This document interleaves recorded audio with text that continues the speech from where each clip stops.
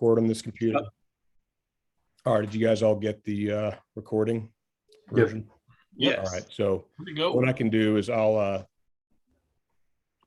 record this tonight. I'll upload it to the cloud and I'll have TJ download it tomorrow. And then we'll kind of go from there. Awesome. I apologize. It was all up and running and then it never went. Welcome to Hold My Beer. We're talking freight. Yes. I was about to say, I'm only seeing 2.0, baby. Here we can edit. We got Pete filling in for TJ. Will, as always, and yours truly here, but we have a special guest today, Richard Sharp, who's in Hot Shot, Director of Operations, right? Well, What's I don't know the if you name? want to say hot shot, but that's my area of responsibility as the operations manager for Diligent Delivery Systems. I'm 3 weeks into my new role here and loving all of the challenges and joys that come with that. But having fun, we've hit the ground running. I'm enjoying learning the people. We're actually getting to do some hiring, so it's been nice to interview and be talking to some really well qualified candidates. I would say if you're looking to hire right now, don't sit on anyone as far as candidates thinking somebody else is better around the corner, because people are getting hired left and right. Oh, that's interesting. 'Cause I've kind of seen it both ways. And just for those who saw the first introduction, Tony took us right to where we needed to go, but you missed out on our Thanksgiving plans. Think small dinners. Tony's going to be obese because he's drinking pumpkin spice beer and eating turkey. Richard's going to have a COVID-ly respected family Thanksgiving. Will's keeping it small. I don't even know what's going on anymore. I buy my Thanksgiving from the Amish locally. I mean, you can't beat it. $3.50 to feed a family of like $3.50 a head for a full Thanksgiving meal. You can't beat it. Wow. Yeah, it's nuts, man. You're missing out if you don't buy if you're in Northern Indiana, Tony, you're not buying your Thanksgiving dinner for the Amish. You're doing wrong, man. Plus, it's the best Indiana cream pie you can find anywhere. You said $3.50, and I was like $350 to feed a family. That sounds reasonable. No. These are Yeah, $3.50 exactly. a head. And I was like, No, wow. like it's like I'm feeding a family of 12, and now I'm going to say like it's like $7 a head or $7.50, but I mean that's enough to feed 3 people. It's You can't great. get McDonald's for $7.50 a head. No. So you get the pies front to end for 12 people. It was like $200. Those of you non-Indiana folks, a cream pie here is the bomb. That's what we have. We have pork tenderloin, popcorn, and cream pie. Yes. So we've never had I'm taking notes. Yeah. Those So are Indiana staples. basically it's nothing but like sugar cream butter that looks like key lime. It's like key lime pie. It looks like key lime pie custard, but it just tastes like straight sugar. And Yeah, sugar cream pie is what they call it when I was a kid. So now that we're over that, we've made up the previous 15 minutes. No, I love it. I know, Will, you're hiring a lot. In my past, I had to hire and fire quite a few people, and it's amazing how it's changed. And even though we're talking about the Great Recession, and Richard, you talked about if somebody's out there, they're hot, and you want to hire them, don't sleep on them. I know I kind of in the inverse, what I ran into the last few weeks, talking to some hiring managers and different business owners, it's, we're expecting high turnover. And the reality is if somebody leaves, we're not going to sweat bullets about it because we know we can probably go out and get somebody else. Is that something you're experiencing well too? Are you guys having a pretty high turnover rate? So our turnover is pretty low, all things considered, but it is a very challenging recruiting environment with the amount of people that we hire. So currently, November and December, we strategically slow down to gear up for the spring. So we'll have classes January through October. And those classes normally have anywhere between, call it 10 to 20 people in it, right? So the subsequent months, gosh, they were unbelievably busy.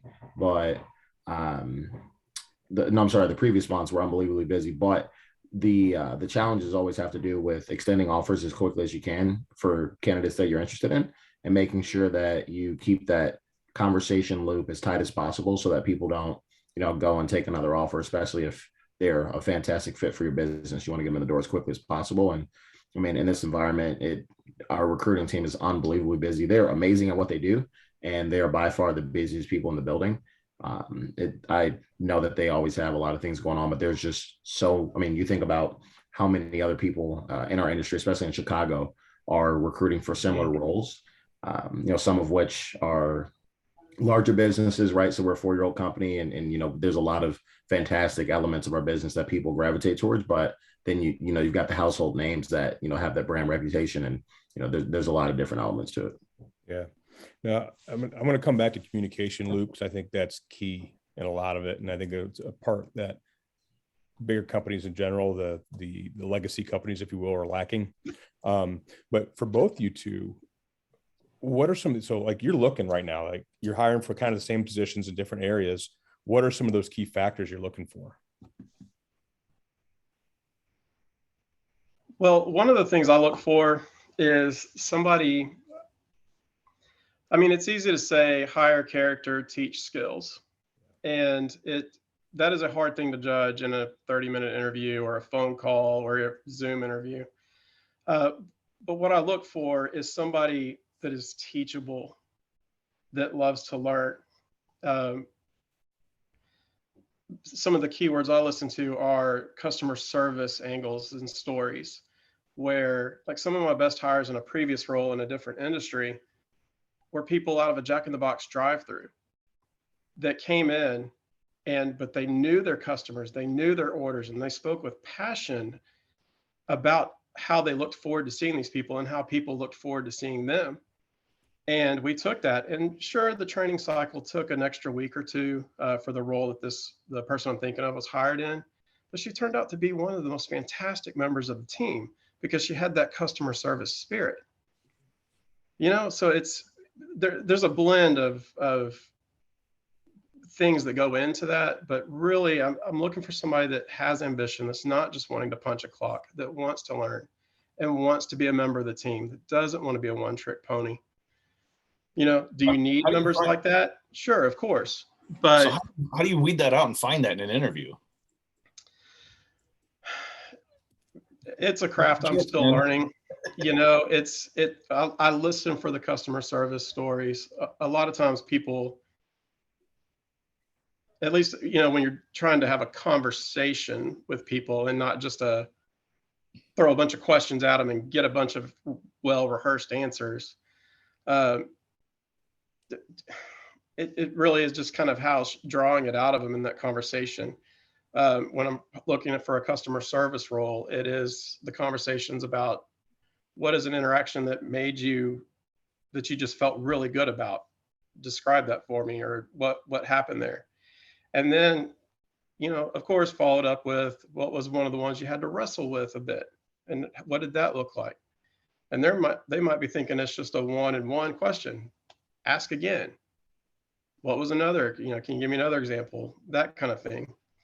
I was having a conversation recently with a person, and they said, looking at somebody's resume, that a tactic they use is, I've got a good idea looking by your resume about your strengths. Tell me about a weakness that you're working on, and let them do their rehearsed answer, and then hit them with the question again, and see how they react to that when it's not rehearsed, when it's not prepared, and see what they come up with. And I didn't, in this last interview, I didn't do the weakness tactic, but I did the customer service tactic, because we're talking about dispatch in this position that we're hiring for. And so it was, when you're dispatching, you're dealing with drivers, sometimes you're dealing with customers, and you're dealing with, depending on how your teams are set up, maybe internal customer service teams, and navigating those waters. So we ended up having a discussion about how they navigated some of those difficulties, in dealing with the driver personalities. And if you have company drivers versus independent contractors, there's some subtleties and dynamics to all of that in those interactions that, play out. And it was a really good conversation. And it just so happened that this candidate was a driver before, a driver in the Houston area. And so I really feel like there's going to be some good empathy going on there. And I'm excited. I'm excited for this person to be joining our team. Awesome. I watched it. And this is my experience as a driver who's now a shipping manager of a private fleet. And I tend to be overly empathetic with the drivers. I assume they're all like me and have done no wrong, walk on water, don't ever make mistakes, back in the Right. every time. And that's just not the reality. I mean, sometimes there's some guys that are home runs, there's some guys that are pretty good, and there's some guys that do just enough to not get in trouble. And as a former driver who's now in charge, I also have the loaders, the dock team, and then all of the group leaders that are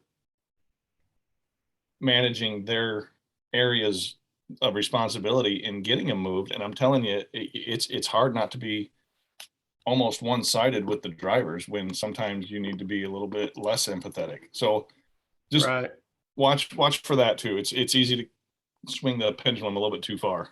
Yeah, that's a great trait to have. It's just, I think you almost need that in that role, the experience, but you can take it too far, and I've done that. So that's on me. Right. Well, I think that's a good point.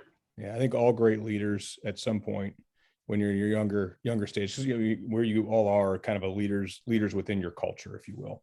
Part of it, one, is you automatically assume everybody's like you. I think that's one of the early mistakes that ambitious, driven individuals make. That is, when they start to surround themselves with others, they automatically assume that their experiences are similar and that they have the same worldview as they do, if you will, then the world being the workplace. And that should instantly drive them in the same route that you went. So you have the same expectations for them that you had of yourself. And there's definitely varying levels of competency that you don't take into account. So Antonio's great. Like, he talked about hiring drivers. He is more empathetic with drivers than people of other locations in the warehouse.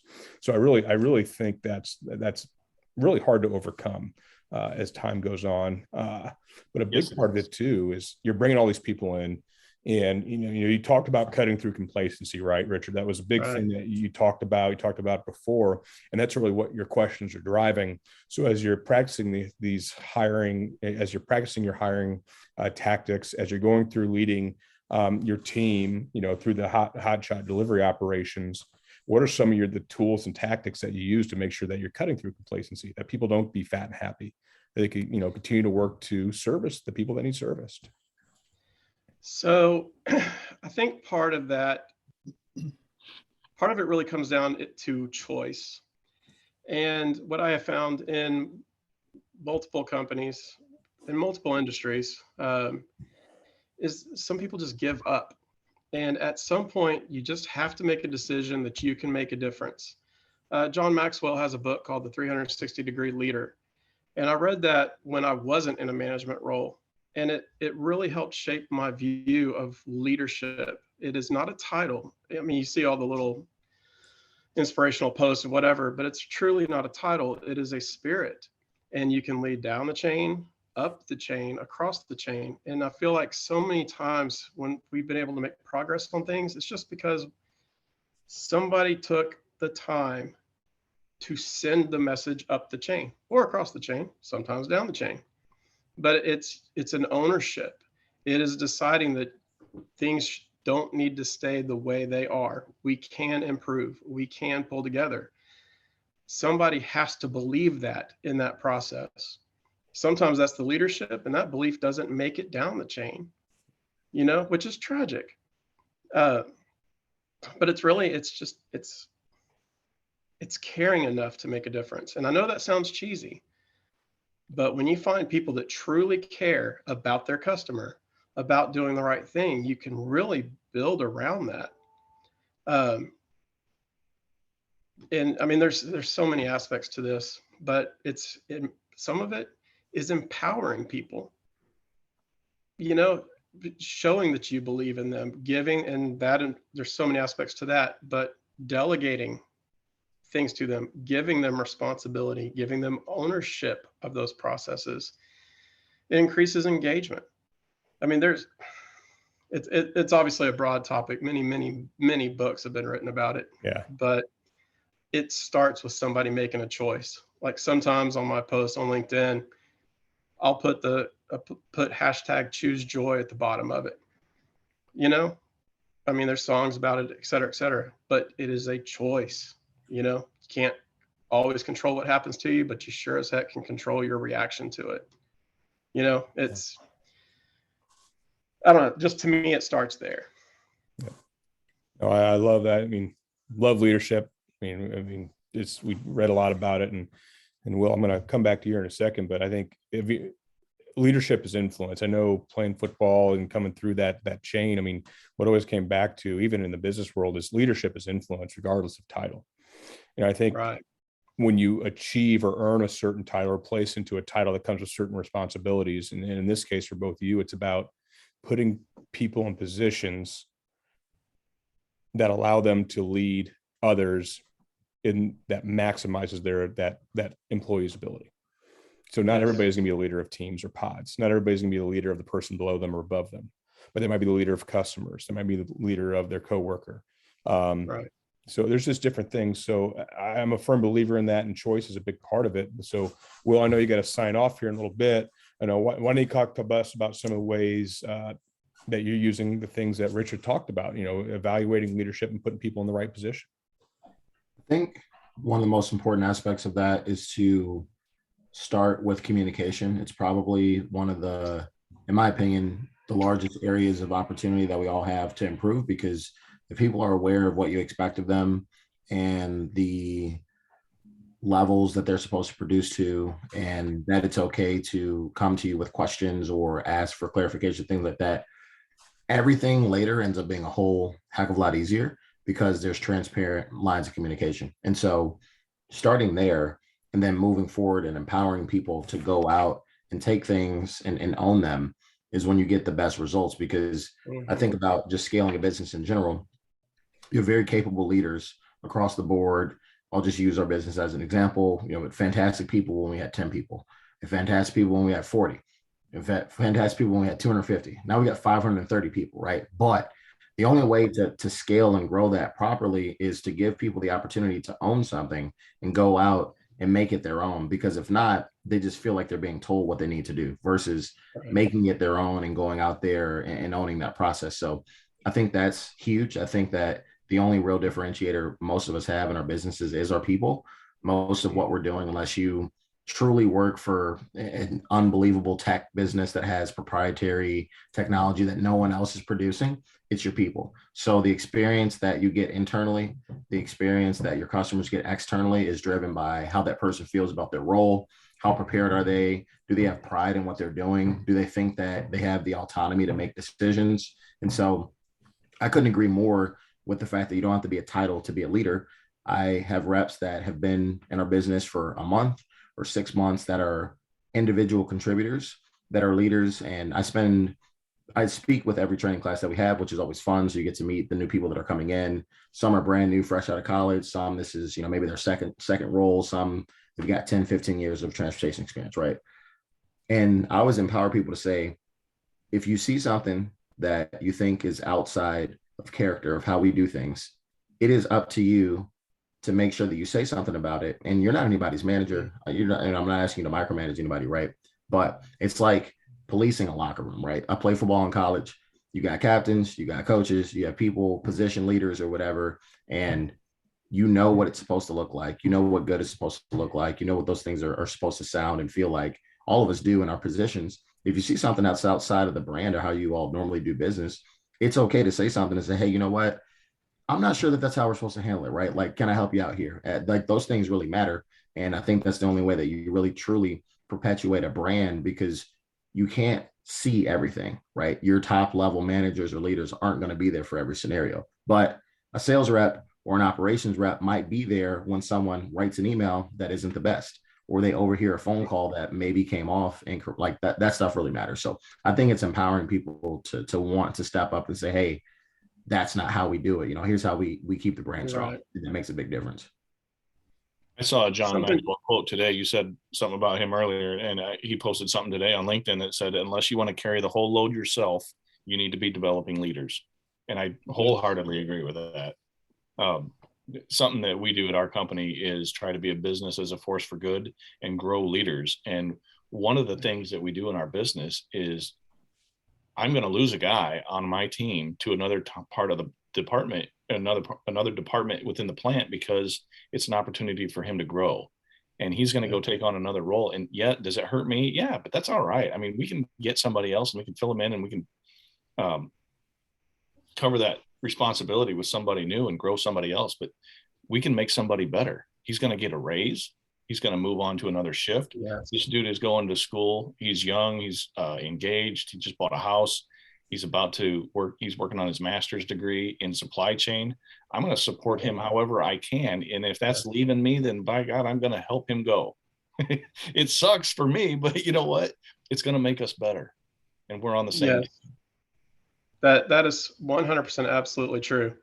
And one of the things sometimes when I'm talking with people is, for the company I was with, I was actually in the mortgage and lending services industry for 15 years with a company called Stewart Lender Services. It's part of the same family of Stewart Title. And when Fidelity was moving to acquire Stewart, that led to, some interesting times, and I ended up having to wind down all 6 of my groups. And, that really hurt. Part of that, seeing the impact to people, trying to inject joy in the process when there's a lot of uncertainty in the air. But when I look back, the reason I'm going here is because you talk about empowering people. And it's like literally the place that I used to work and spent 15 years of my life is not there anymore. But what I have is the relationships. I have the people that we started at $10 an hour with them stuffing envelopes with letters during the housing crisis, that are now project managers, that are now VPs, that are now operations managers, that are, they went and progressed to quality control specialists, project coordinators. Like, I savor watching their success even today and our communications. And to me, that is the biggest investment you can make, is in people. And if that means that, like you said, they go to another group, great. And if that's within the company, that's even more awesome, because hopefully you've got good energy and good vibes from your group that they're now going to inject and help grow in other groups. Ideally, that's what I would hope would happen. And so do you hit that every time? No, of course not. Are you going to reach every person? No. That was a hard lesson for me to learn. Yeah. But because I believe in trying, I have faith in people. But man, if you can help grow people, to me, that is just the best feeling in the world. And I'm going to take a question back here. I think everyone's kind of talked about, leadership, a little bit of the mentorship piece, because it's not it is leadership, but it's mentorship. People looking and evaluating each other, keeping each other accountable in a proper manner. And that's that culture piece, right? But when it comes down to it, I hear a lot about, you're helping people, and this is everywhere you go. It just, we want to help you become a leader. We want you to help you become, move up the career chain. We want to help you be successful. We're going to provide this mentorship. But when it comes down to it, a lot of it is talk. In people's minds, it's accountability to data, and that's their piece. Like, we're kind of in a world where we're moving away from 100% data, where we've been for the last decade, and we're kind of bringing back that human element back. And that's what a lot of new employees want. So when you guys talk about investing into people, what does that really mean, and what does that look like? For me, I think that means, so I'll kind of just start at the beginning. We spend a lot of time with our people, training and developing them. And it doesn't matter what level you come in at. If you are someone that is tenured or you're someone that has no transportation experience, you're going to get the same training, because we want to get you on the same page about how we do freight and what it looks like to grow through our business. So sure, you might know the ins and outs of transportation, but do you know how we talk to customers? Do you know how we do what we're doing? And so you build that base very strong. And from there, you have to make sure that they're paired with leaders that understand how to coach and develop people along the process, right? So to me, it's very one-to-one based. There's a lot of time that has to be spent understanding, let's say I'm talking to Pete, and Pete's a tenured sales rep. He came here and he wants to have the opportunity to build his book of business, right? So I'm going to spend as much time as I can getting to know Pete individually, so I can understand how to cater my coaching style to what he needs, and then pair him up with other leaders in our business that are probably going to connect well with him, because that's what he's going to gravitate towards. So how do I help accelerate that learning process and put him in front of the people that he's going to connect with? And that might not be me all the time, right? It might be someone that coaches differently or has a different skill set. And so I've still got your back, right? My coaching style or naturally like that might not be what works or clicks with you, but I'm going to make sure you get exposure to that. We've spent a lot of time also just looking at outside resources to find ways to allow people to do their own self-paced learning. So, we've invested a fair amount of money in LinkedIn learning, which is not cheap. Nothing that LinkedIn does is inexpensive. And so, you can learn a whole plethora of different things. Some people want it, some people don't. So instead of saying, hey, you've got to do this training, you got to do this, you got to do that. Yeah, there's a handful of things that people have to do, some hurdles that you got to jump through, but that stuff is self-paced. You're going to have people that want to eat that stuff up. And so they're by default putting themselves in a better position for their career because they have more exposure to things that they just wouldn't get exposure to otherwise. So I just think it's a conscious effort. And I've said this probably a million times, probably a few times on the show as well. I believe it's a quote from an Oracle exec, but essentially what they said was, why would we invest all this money in training people? What if they leave? And the response was, well, what if we don't train them and they stay?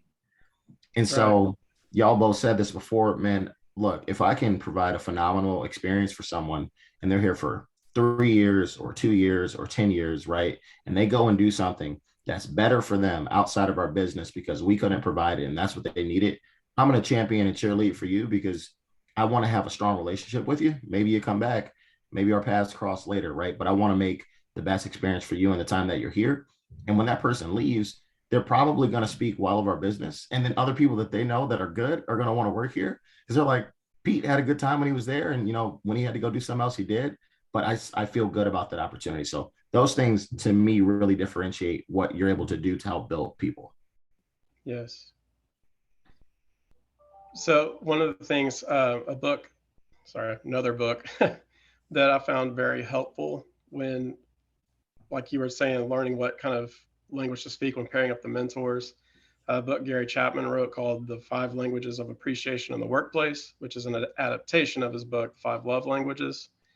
One of the things that I found has really helped is to try to learn what makes the different people tick. This book, there's lots of resources out there. This book helped me with that. Am I a perfect practitioner? No. But learning, like when it came to reward and recognition, when it comes to employee engagement, like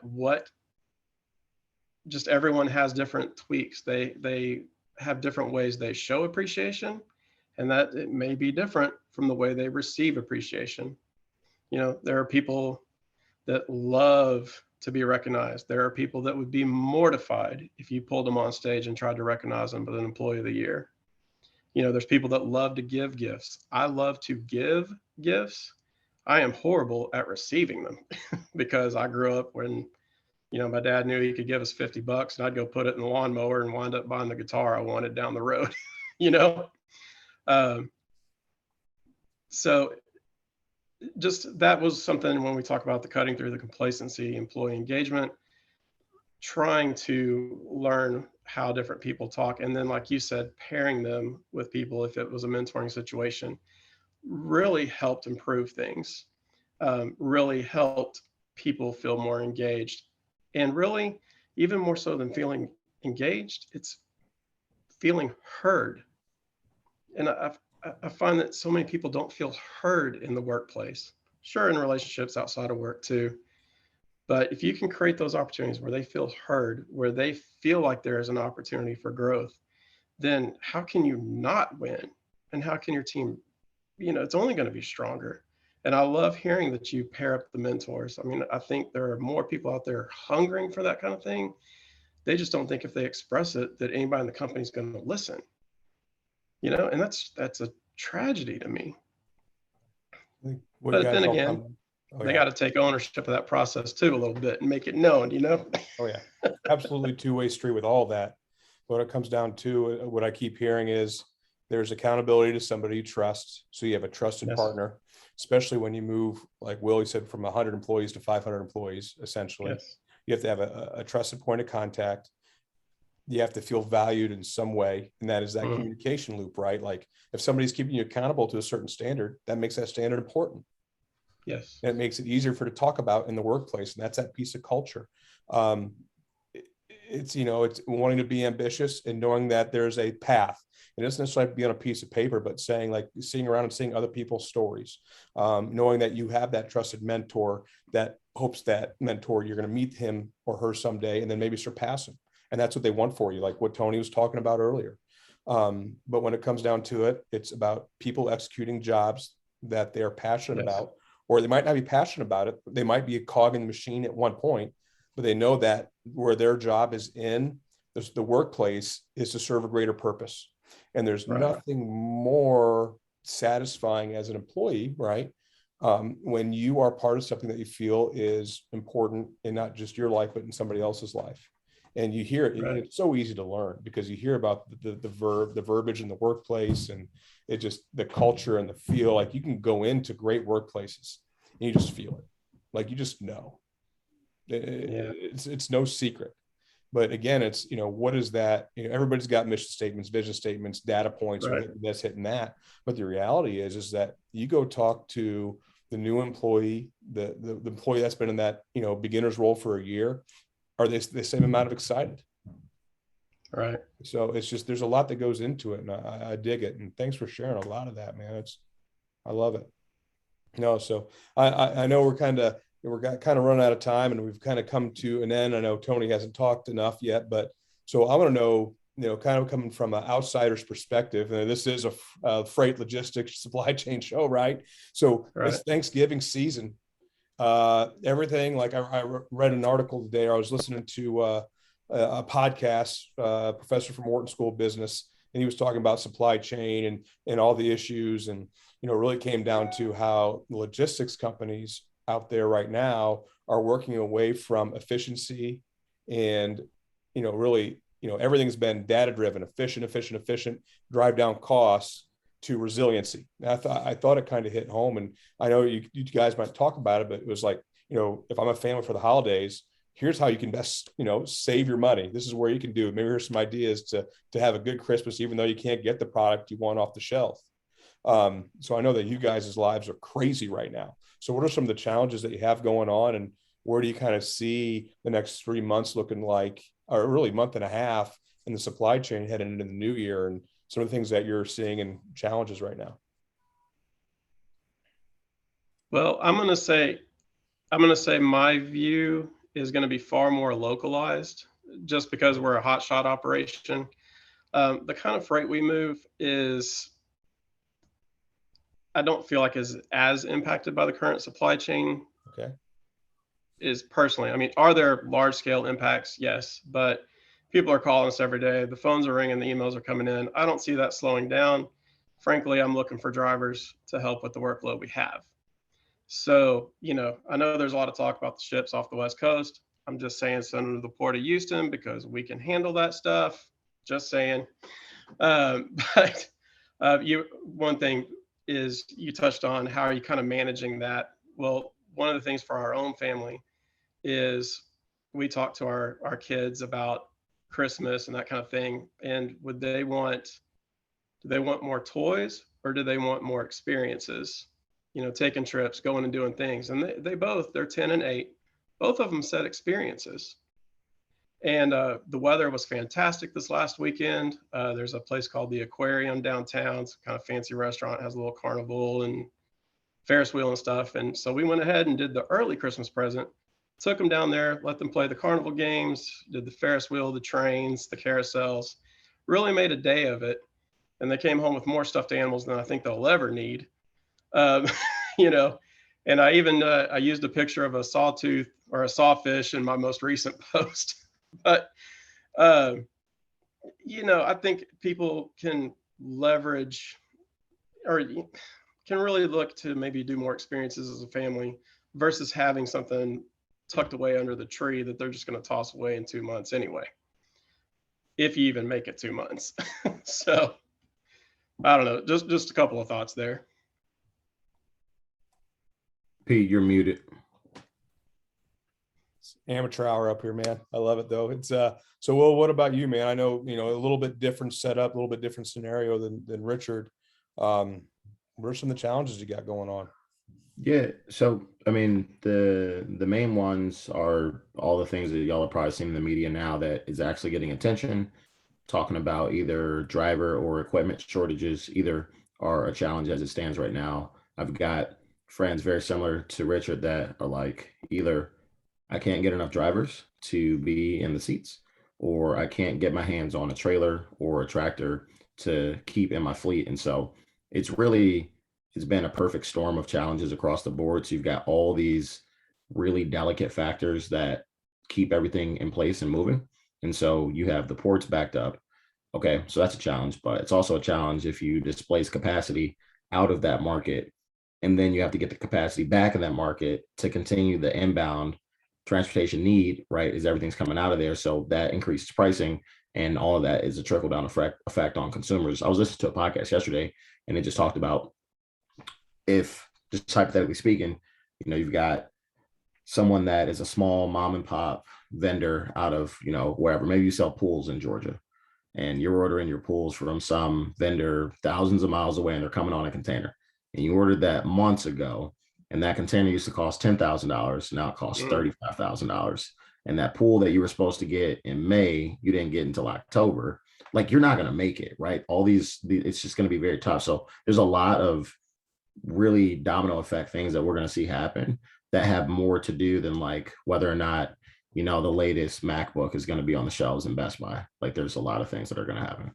Yeah. You throw in CPI of 6.2%, you throw in, you're not going to be able to get anything in the retail, people going online. But you know what I'm most excited for is all these mom and pop shops that have these off brands that are made local, produced in the US. And it's going to cost a little more, and the prices are already going up, and we got a lot going on, but still I think it's going to be really cool. I think when it comes down to it, and supply chain, it's all going to work it out. The American spirit's going to figure it out. American dream is alive and well. People have money in their back pockets ready to spend. I know life's crazy right now, and you can get into politics and all that, but in the end, I really firmly believe that in a year, we're going to look back at this and be like, man, look, we're in a lot better situation.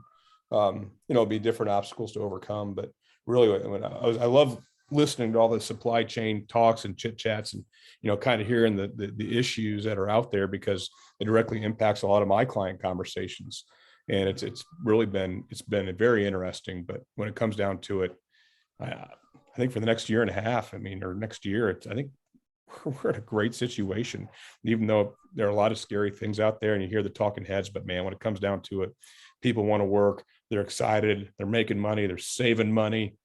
Yeah. Employers are paying better. Yeah, things are going to cost more, but more parents are starting to stay home. Like, the housing market's finally leveling off, and I think we'll come back a little bit, but who knows, right? I'm just a talking head at this point, but in the end, the reality, man, I'm excited for the future.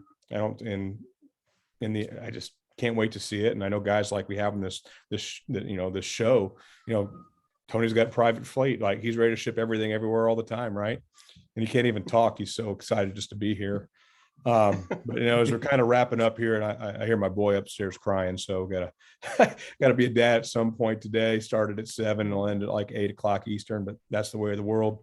Richard, thanks for sharing, man. I appreciate cutting through complacency. There were so many topics today that we could dive into, like the communication loop and hiring practices. Is like, that's a whole hour, conversation in its own. Like, how do you talk? I got lots more questions too. So, hey, we're gonna have to do a part two. Now, I want to know, what's that, Richard? I said, I'm game. Awesome. I love it, man. Yeah. So Tony, before we go, we'll do two things. Richard, before we go, man, you got any parting thoughts, expressions, anything you want to leave out there when people start watching this tomorrow morning when they can't watch it right now?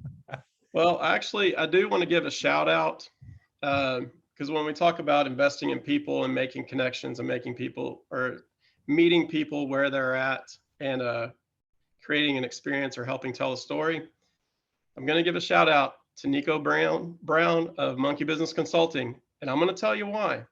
I really enjoy our interactions. I enjoy his spirit. I really want to see him succeed. I know he has appeared on this show.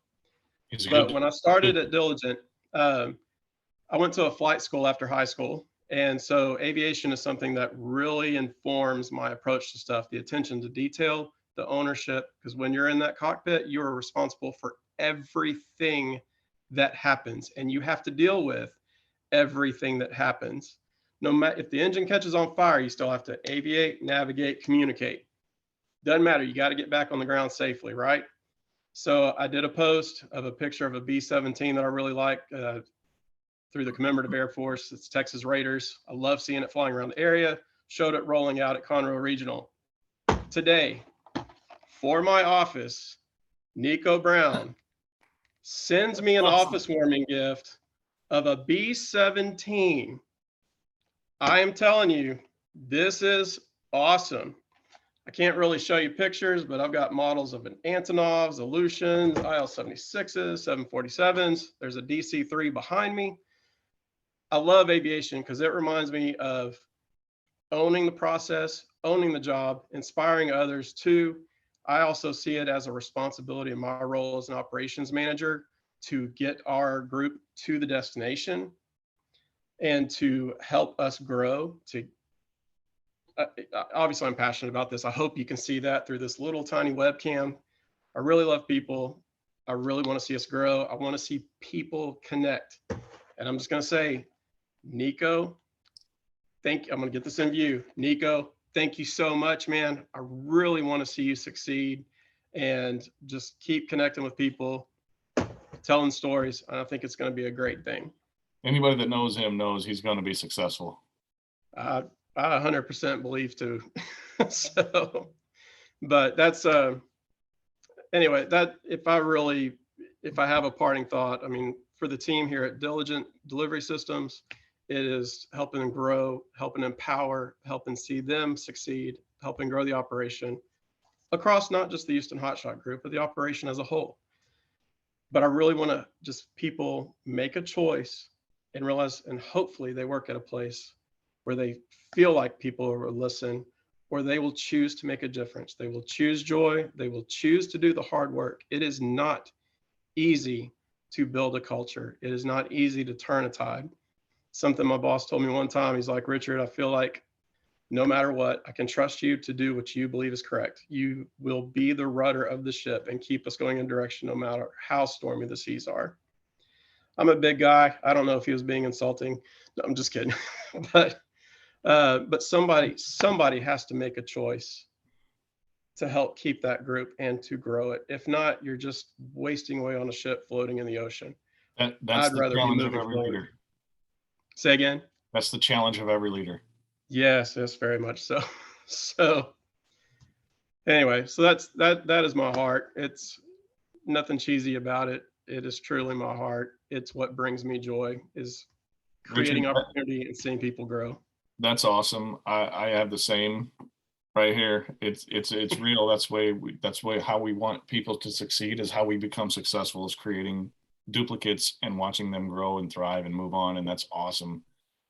Yes, we got to have you back. There's so much more to go into, and we need to cut it short tonight because of the time constraint and then the live versus recorded that we've never done before, which is a whole nother topic. But hold my beer. We're going to try it again next time. Part 2, right? So, but we will definitely have you back, Richard, if you're willing. We'd love to have you. All right, well, appreciate that. Thank you for the opportunity. And we're gonna, before we exit, Tony, I need a grade. A grade? I need a host grade, man. Like, so well, yeah, hopefully I want to know what the feel of the podcast, I think it's a little bit different, my man. If my internet stays connected long enough, I'll tell you what I really think. Oh, he bailed. All right, Richard, it's been a pleasure, my man. Thank you. And I hope our paths cross again someday. All right. Take care. Have a good one. Pleasure to meet you.